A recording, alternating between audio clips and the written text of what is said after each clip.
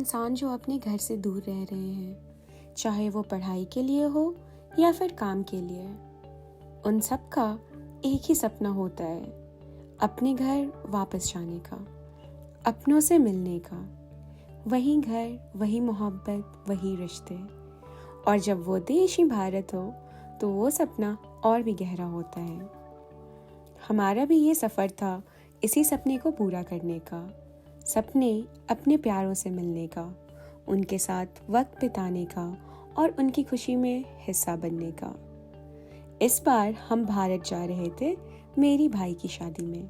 शायद यही वजह थी कि इतने लंबे सफ़र के बाद भी हम थके नहीं थे।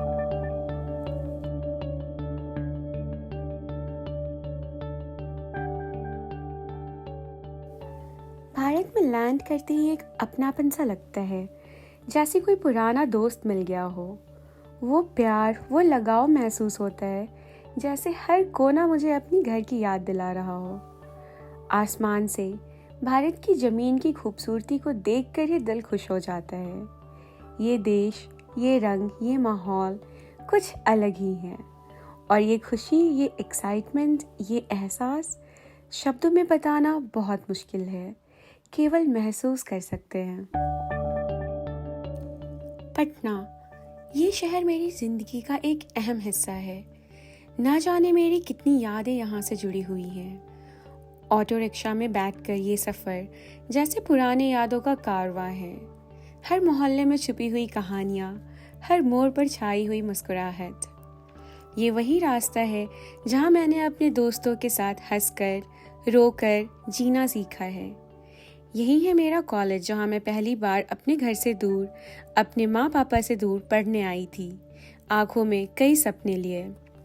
मुझे आज भी याद है वो दिन जब मेरे पापा मुझे यहाँ हॉस्टल में छोड़ने आए थे। मैं रो रही थी और मेरे पापा की आंखों में भी आंसू थे, क्योंकि उस दिन से पहले उन्होंने मुझे अपनी आंखों से एक पल के लिए भी अलग नहीं रखा था। भले ही हमारे रहने की जगह बदल गई है, पर ये यादें हमेशा मेरे साथ हैं। हर पल, हर लम्हा, हर खुशी, हर गम जैसे पत्थर पर लिखी कहानियां हैं जो कभी मिटने वाली नहीं हैं।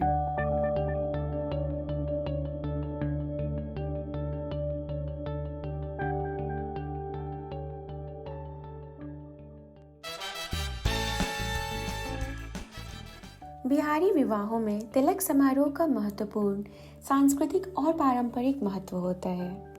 तिलक एक पूर्व विवाहिक रीति होती है जिसमें दुल्हन का परिवार दूल्हे के घर जाता है ताकि विवाहित संबंध को आधिकारिक रूप से अंजाम दिया जा सके। इस समारोह में दूल्हे के माथे पर तिलक लगाया जाता है। तिलक को दूल्हे को दुल्हन के परिवार द्वारा स्वीकृति और आशीर्वाद का प्रतीक माना जाता है।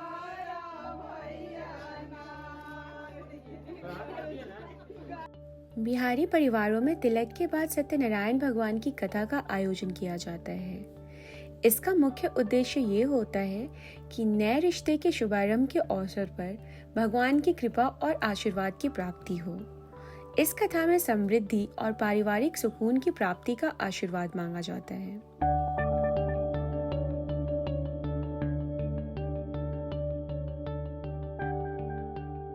इन सब के बाद अब वक्त था हल्दी सेरेमनी का। हल्दी के रंग के साथ हम खुशी और प्यार का इजहार करते हैं, जो इस खास मोमेंट को और भी यादगार बनाता है। इस सेरेमनी का सबसे ज़्यादा वेट मेरी बहनों को था, क्योंकि वो अपने इकलौते जीजाजी को हल्दी लगाना चाहती थी। तनुष पहली बार मेरे साथ मेरे घर गए थे बेतिया, क्योंकि हमारी शादी पटना से हुई थी और हमें उसके बाद टाइम नहीं मिला था। और कोई बाकी है? जा बैठो, जाइए, लगाइए लगाइए।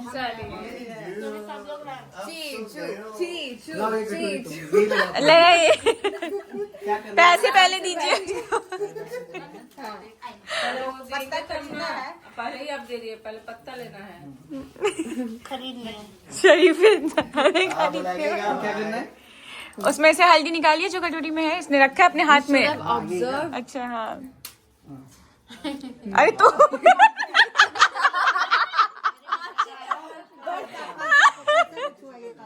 कल सब पे टच करेंगे।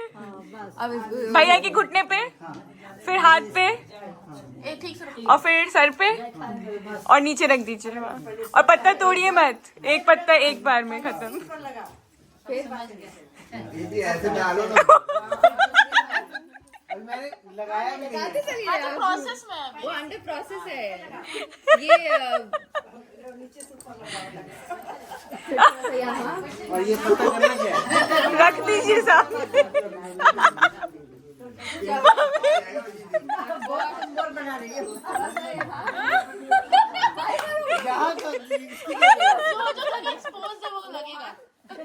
आपको कवर नहीं करना चाहिए था।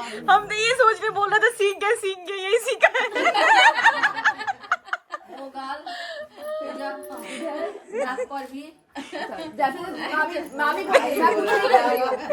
I'm just following mommy. एक इंच जगह मेरे शब्द I'm just following mommy. mommy जैसे जो बोल रही है नहीं कर रही हो। सर पे लगाओ पूरा।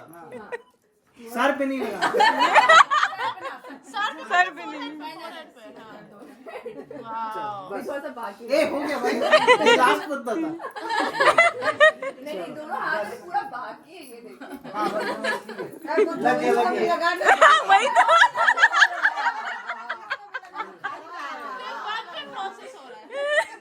देख रही हो कितने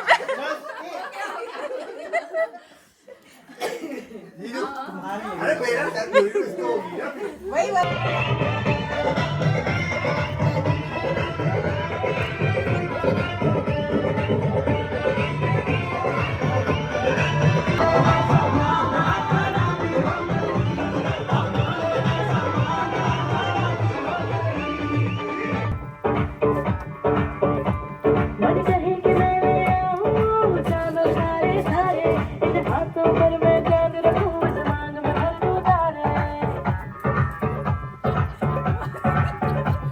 हेलो हेलो तू फ्लोर पे जब घर आई येलो येलो बड़ी सॉलिड मस्ती छाई हेलो हेलो तू मुझे लगाई येलो येलो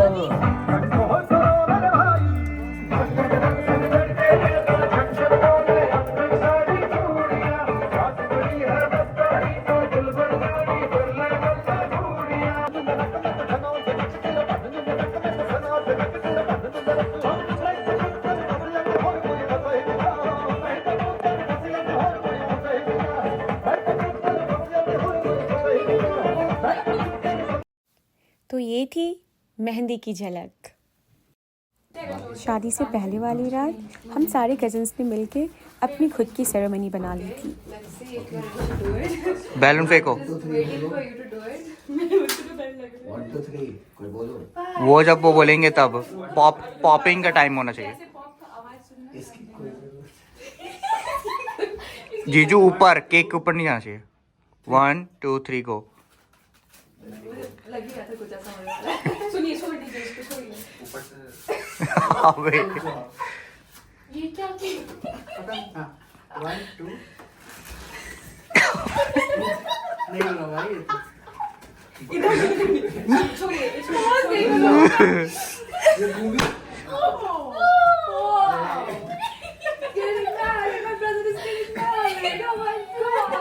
गंदा स्लाइस हाथ से काटे।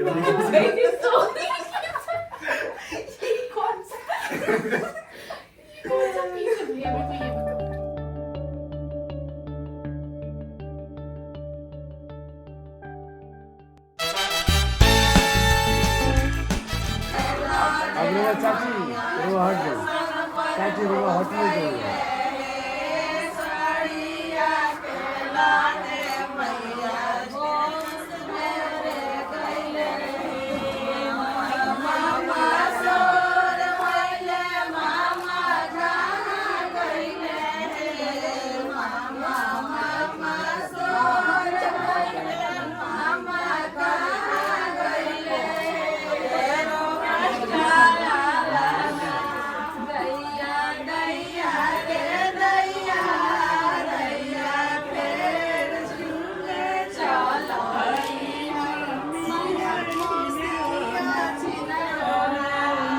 हाथ रख लीजिए।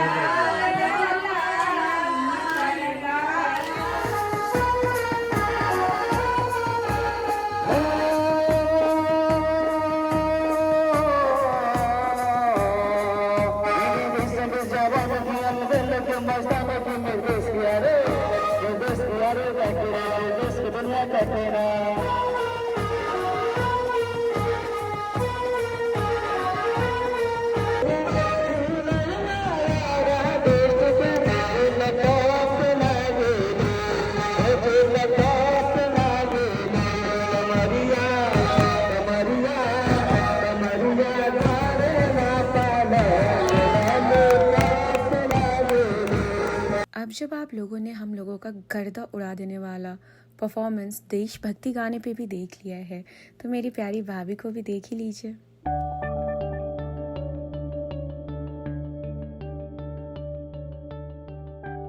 और इसी तरह नई यादें बनाते हुए हम दुल्हन और मेरी प्यारी भाभी को घर लेकर आए।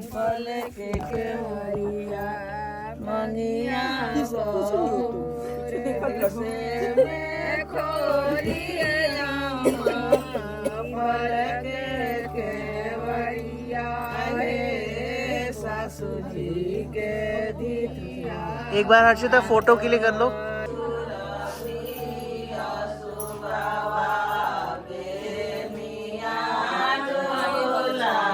भारत में मेरे 2 घर हैं, एक बेतिया में और दूसरा पारादीप में।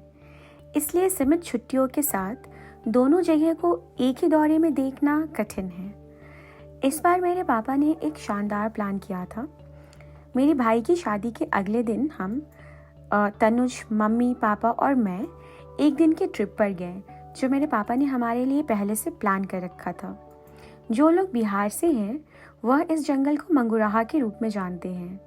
यह वाल्मीकि नगर टाइगर रिजर्व का पूर्वी पार्ट है। यहाँ पापा ने 2 बेडरूम का एक स्वीट बुक किया था, जो कि बहुत अच्छा था। जंगल के बीच में बने इस स्वीट में सारी सुविधाएं थी।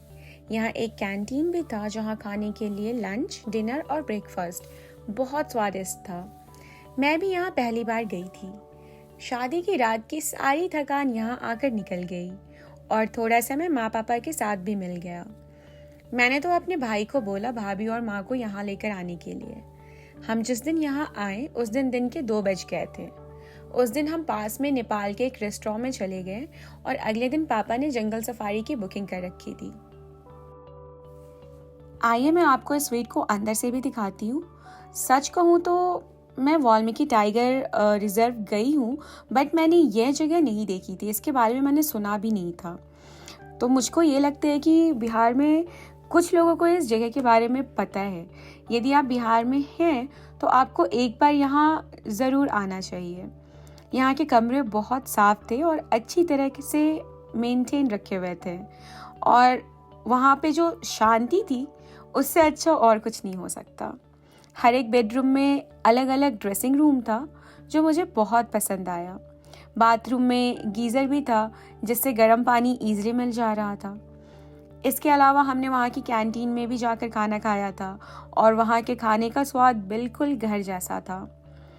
यहाँ पे आने के बाद हमने काफ़ी आराम किया। मेरे दिमाग में हमेशा ये आ रहा था कि यहाँ पे आके हमने बिल्कुल सही किया, क्योंकि शादी के फंक्शन के बाद से एक छोटी सी छुट्टी जो हमें मिली वो हमें हमेशा याद रहेगी।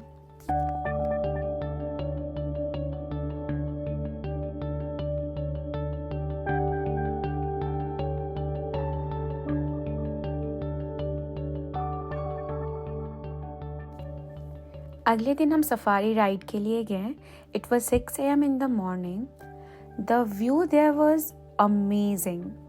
We saw different wildlife, and the 1-hour ride was filled with interesting and awe-inspiring moments.